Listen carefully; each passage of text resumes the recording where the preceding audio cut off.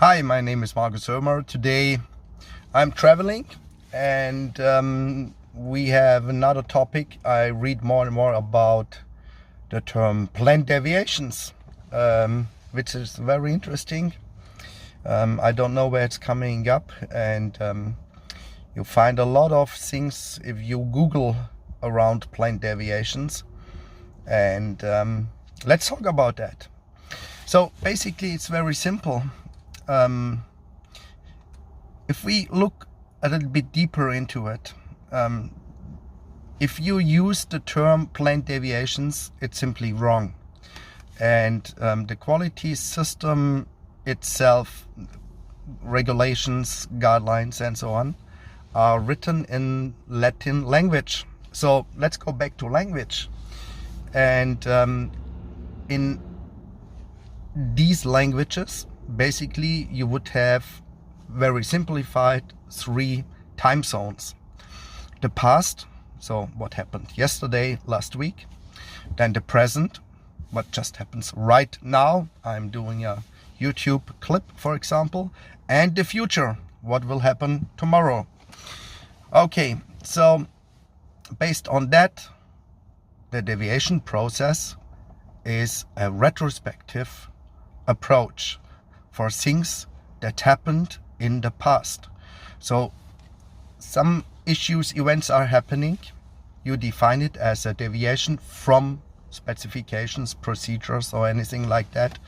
Usually you do a root cause analysis. Before that you do a correction to correct the issue, and then you want to find the problem. And the problem, you will find it if you do a root cause analysis, so you know what the cause was from the deviation, and then you try to eliminate the root cause, usually in a corrective or preventive action. But again, you do that in a reactive way, retrospectively. So the other process that we have in quality system, it's called change. And very often if people talk about a planned deviation, indeed what they plan is a temporary change. So replace the word planned deviation with temporary change, because the change process is something prospective. You do that in future. You can handle that proactively. So if you see any negative impacts caused by the change, then you will handle it through the change process with actions and tasks to avoid that negative aspects. So what I want to say is, also me as an auditor, if somebody's telling me we have a planned deviation, I'm not sure if the quality culture, the understanding of the general understanding of a quality system approach is really understood. And I would verify, investigate in detail if somebody says it was a planned deviation. If there was a deviation and they just want to define it as something, yeah, we planned it. But if you look on the timelines, you often see that the planned deviation was executed basically retrospectively, which is basically not correct.